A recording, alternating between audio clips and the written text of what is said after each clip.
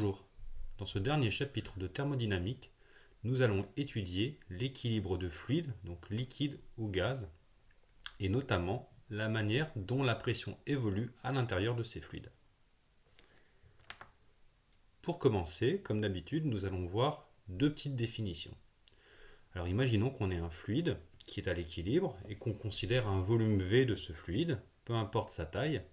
Ce volume V, il va être soumis à deux types de forces. Donc, par exemple, voilà un volume de fluide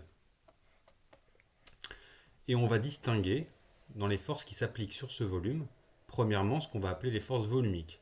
Les forces volumiques, ce sont des forces dont l'intensité va être proportionnelle au volume V, c'est-à-dire à la quantité de fluide qui est présente ici. Un exemple de force volumique, ce serait la force de pesanteur. Effectivement, le poids, ce sera le produit de la masse de fluide à l'intérieur du système multipliée par le champ de pesanteur. Or, la masse de fluide s'écrit la masse volumique multipliée par le volume. On a donc une intensité pour le poids qui est directement proportionnelle au volume. Alors, ces forces, elles sont assez commodes parce que peu importe la forme du système, à partir du moment où on connaît leur volume, on peut les calculer. Dans un deuxième temps, on a également des forces surfaciques qui vont s'appliquer sur notre volume V. Par exemple, les forces de pression. Ces forces, elles vont avoir une intensité qui va être, entre autres, proportionnelle à la surface du système qui est ici. Alors, ça veut dire qu'on peut avoir très bien deux systèmes qui auraient le même volume V, mais si leur surface de contact ici avec le fluide extérieur est différente, eh bien la force de pression qui va s'appliquer du fluide extérieur sur le système sera également différente.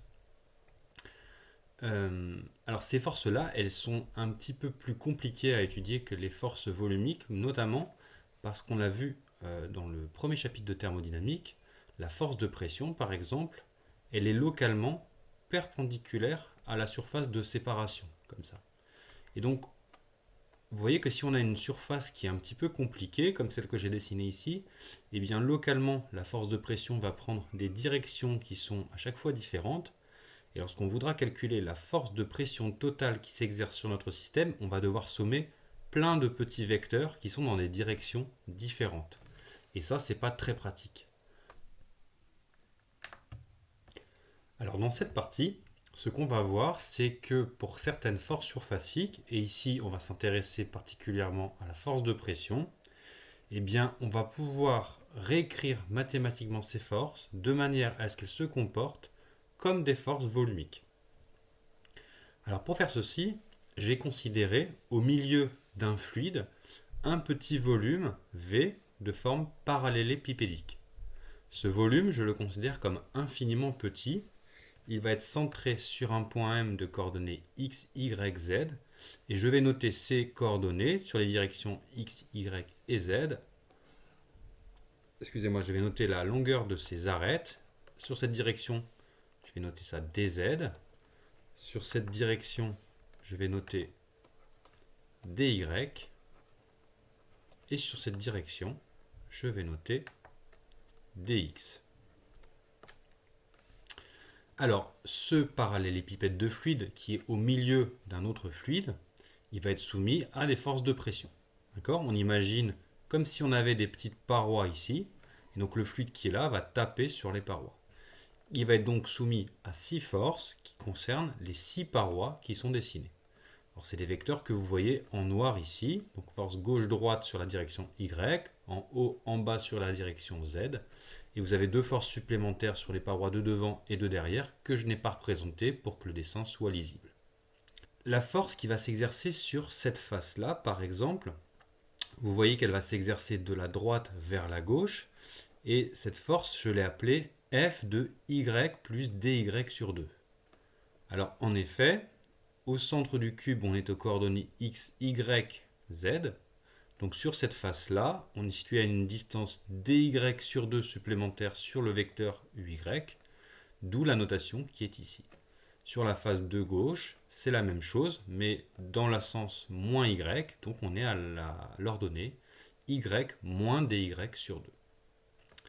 Alors ce que je vais faire ici, c'est que je vais calculer la force totale qui s'exerce sur mon cube. Comme mon cube est infiniment petit, cette force totale, je vais l'écrire dF. Alors sur la direction UY, pour commencer par exemple, ce serait la force qui s'exerce en Y moins dy sur 2, plus la force qui s'exerce en Y plus dy sur 2. Et je vais faire attention au sens de ces forces pour mettre un bon signe.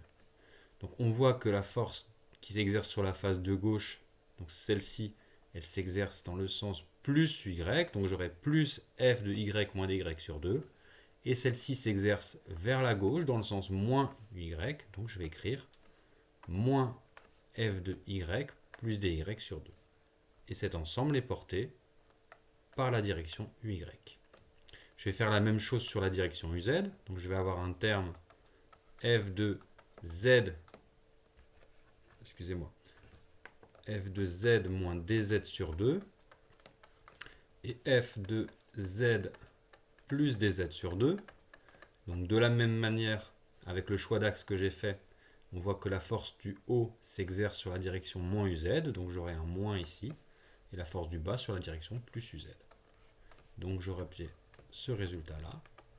Et si je fais la même chose sur la direction UX, je vais trouver le même résultat, f de x moins dx sur 2, moins f de x plus dx sur 2, sur la direction UX. Maintenant, je vais essayer de calculer un peu plus en détail ce terme-là. Alors, la force qui s'exerce en y moins dy sur 2. Comme c'est une force de pression, je peux écrire que f de y moins dy sur 2, c'est la pression au niveau de la paroi. Or, comme cette paroi est supposée infiniment petite, ça va être la pression en y moins dy sur 2 multipliée par la surface de cette paroi. Alors, la surface de cette paroi, c'est dz multiplié par dx. De la même manière, le terme en f de y plus dy sur 2, ce sera le produit de la pression sur cette face, c'est-à-dire la pression en y plus dy sur 2, multipliée par la surface de la paroi qui est la même. Lorsque je vais faire la différence, je vais obtenir f de y moins dy sur 2 plus moins f de y plus dy sur 2 égale, vous voyez que le terme dz dx est identique, je vais le mettre en facteur. Et pour les pressions, je vais obtenir cette pression-là moins celle-ci. Alors je ne vais pas les recopier, je vais directement utiliser un développement de Taylor. Donc si j'applique la formule de Taylor, comme dy est un infiniment petit, p de y moins dy sur 2, ce sera p de y plus moins dy sur 2, c'est-à-dire moins dy sur 2, multiplié par la dérivée de p par rapport à y. Alors ici, la fonction pression, c'est une fonction de trois variables, x, y et z a priori. Donc je ne rentre pas dans le détail mathématique, mais la dérivée, on la note un peu différemment. On la note avec un d arrondi, comme ça on appelle ça un d rond. C'est le même sens que la dérivée. Donc on écrira la dérivée de p par rapport à y. De la même manière, quand je vais faire le développement de cette pression qui est ici, je vais obtenir, alors on a un signe moins qui est là, entre parenthèses, le développement p de y plus dy sur 2 cette fois, dérivée de p par rapport à y. Donc qu'est-ce qui va nous rester? On voit que p de y moins p de y ici, ça va s'annuler. Et je vais avoir moins dy sur 2 dérivée de p par rapport à y, moins dy sur 2 dérivée de p par rapport à y. Donc je vais avoir moins dx dz, dy,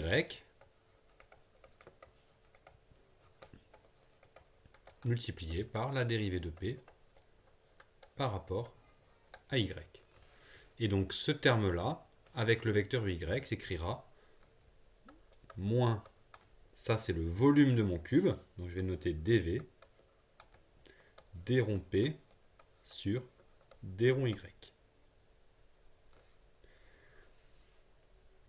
Alors si je reprends exactement le même raisonnement sur chacun des trois termes de ma force totale, je vais donc obtenir, pour le terme en Y qu'on vient de voir, moins dV d rond P sur d rond Y UY. Pour le terme en Z, je vais obtenir moins le volume V d rond P sur d rond Z cette fois, selon le vecteur UZ. Et pour le terme en X, moins le volume d rond P sur d rond X, vecteur UX. Et donc qu'est-ce qu'on voit ici? Eh bien, on voit qu'on peut mettre en facteur le moins et le facteur dV, qui est ici le volume du cube. Et donc si je réécris ça, je vais le réécrire d rond P sur d rond X UX plus d rond P sur d rond Y UY plus d rond P sur d rond Z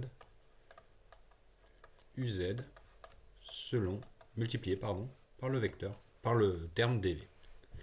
Et donc vous voyez que la force de pression, qui est une force surfacique, au début on l'a écrit comme étant proportionnelle à la somme de la surface de toutes les faces, et bien par un développement de Taylor, je vais pouvoir l'écrire comme une force volumique, cette fois elle est proportionnelle au volume, et bien évidemment l'expression qui est devant le volume est différente. Et ici elle va faire intervenir les dérivées de la pression sur les trois directions de l'espace. Alors ce terme qui est ici, c'est un terme qu'on rencontre assez régulièrement en physique. C'est un opérateur vectoriel qu'on appelle le gradient. Et donc, on va le noter, gradient de P. Donc le gradient de P, qu'est-ce que c'est? C'est un opérateur qui va transformer un scalaire en un vecteur. C'est pour ça qu'on met une flèche sur le gradient. Et donc ça va associer au scalaire P le vecteur dérivée de P par rapport à X sur la direction UX, plus dérivée de P par rapport à Y sur la direction UY, plus dérivée de P par rapport à Z sur la direction UZ. Alors moi, cette année, je ne vous demanderai pas de retenir quoi que ce soit sur cet opérateur gradient. Notez juste qu'il existe, et l'an prochain, vous en parlerez beaucoup plus en détail et vous le rencontrerez de nouveau. Donc ce qu'on retient de ce qu'on vient de faire, c'est que il existe ce qu'on appelle un équivalent volumique aux forces de pression. Donc on va pouvoir les considérer comme des forces volumiques, à condition d'utiliser une nouvelle expression pour la force, qui est celle-ci. Notez une chose, la démonstration que je viens de vous faire n'est absolument pas à connaître. Je vous l'ai faite pour que vous voyez comment on arrive à cette expression-là. Et l'an prochain, vous allez voir que vous allez reprendre exactement le même raisonnement pour une autre force surfacique.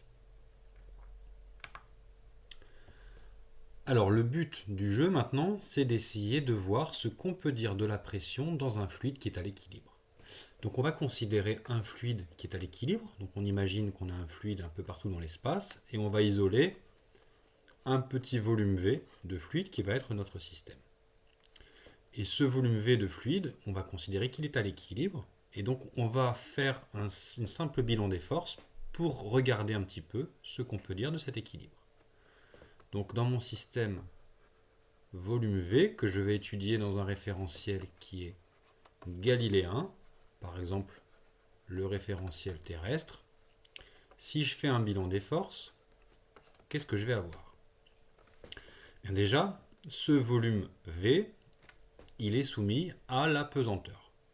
Donc si par exemple je prends un axe Z vertical orienté vers le haut, je vais pouvoir écrire qu'il y a une force de pesanteur qui s'applique dessus.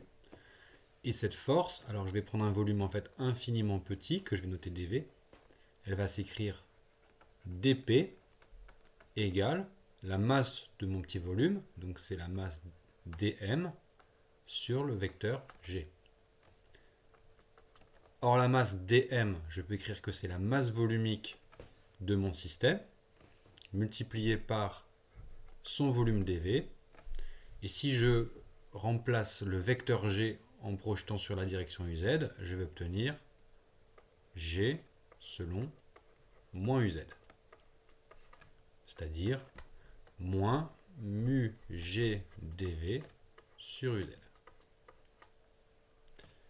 Deuxièmement, on n'oublie pas que ce petit volume, il est entouré de fluide. Et donc il va subir de la part du fluide extérieur une force de pression. Et conformément à ce qu'on vient de montrer, eh bien cette force de pression, comme mon système est infiniment petit, je vais pouvoir l'écrire en utilisant l'équivalent volumique. Alors je peux l'écrire avec le gradient, ou si je ne veux pas réutiliser le gradient, je peux réutiliser l'expression qui était d rond p sur d rond x ux plus d rond p sur d rond y uy plus d rond p sur d rond z uz multiplié par le volume V. Ce sont ici les deux seules forces qui s'appliquent. On pourrait éventuellement en avoir d'autres dans une situation donnée. Nous, on va se limiter aux situations qui ne font intervenir que la pesanteur et la force de pression. Ça veut dire que l'équation qu'on va obtenir à la fin nous servira à étudier toutes les situations qu'on rencontrera cette année. Si j'écris l'équilibre de mon système, eh bien ce que je peux dire, c'est que la somme de ces deux forces est nulle.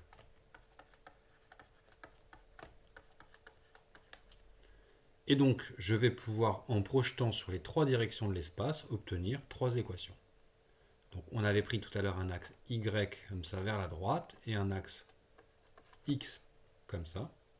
Si je projette sur la direction UX, j'obtiens le poids en projection sur UX, c'est 0. Et donc, il va me rester moins dp sur dx dv égale 0. C'est-à-dire d rond p sur d rond x égale 0. Voilà la première chose. Alors cette équation, qu'est-ce qu'elle nous dit? Eh bien, vous voyez que si la dérivée de p par rapport à x est nulle, alors ça veut dire que p ne dépend pas de x.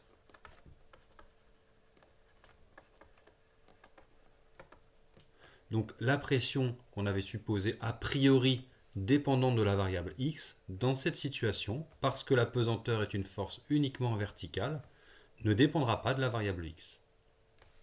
De la même manière, si je projette sur la direction uy, par le même calcul, je vais obtenir d rond p sur d rond y égale 0, ce qui veut donc dire que la pression ne dépend pas de y.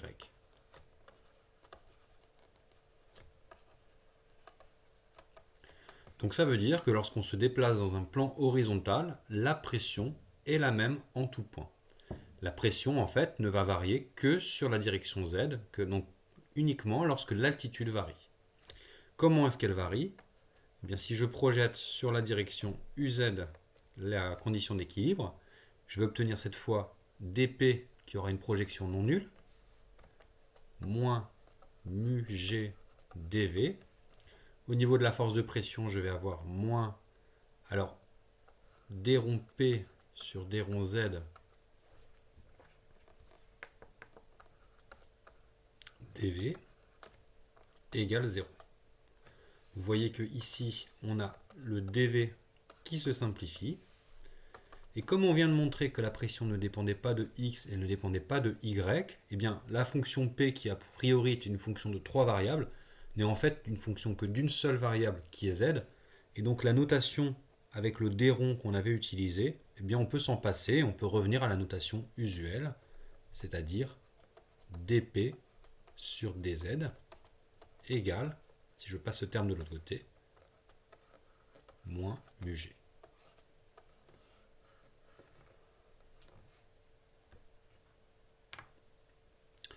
Donc la relation qu'on vient de montrer, la dérivée de la pression par rapport à l'altitude est égale à moins mu g, c'est une relation qu'on appellera la relation fondamentale de la statique des fluides.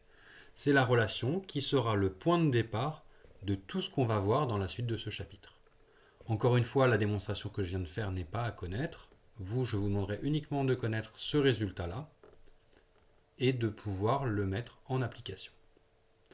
Alors attention, une petite remarque, l'expression qu'on vient de mettre en place, elle n'est valable que si z est orienté vers le haut. Est-ce que si l'axe des altitudes est ascendant? Alors pourquoi? Parce que là, qu'est-ce qu'on voit? Eh bien, on voit que la dérivée de P par rapport à Z, c'est moins mu G, c'est donc négatif. Ça veut dire que P diminue quand on monte. Donc quand on monte en altitude, la pression diminue. Si vous prenez un axe Z orienté vers le bas, eh bien, vous devez avoir la même chose, c'est-à-dire que la pression doit toujours diminuer lorsqu'on monte en altitude. Or, si vous mettez Z vers le bas, eh bien, vous voyez que là, vous allez avoir un problème si vous utilisez l'expression comme celle-ci. Hein? Donc, il faudra mettre ici un signe plus. Alors,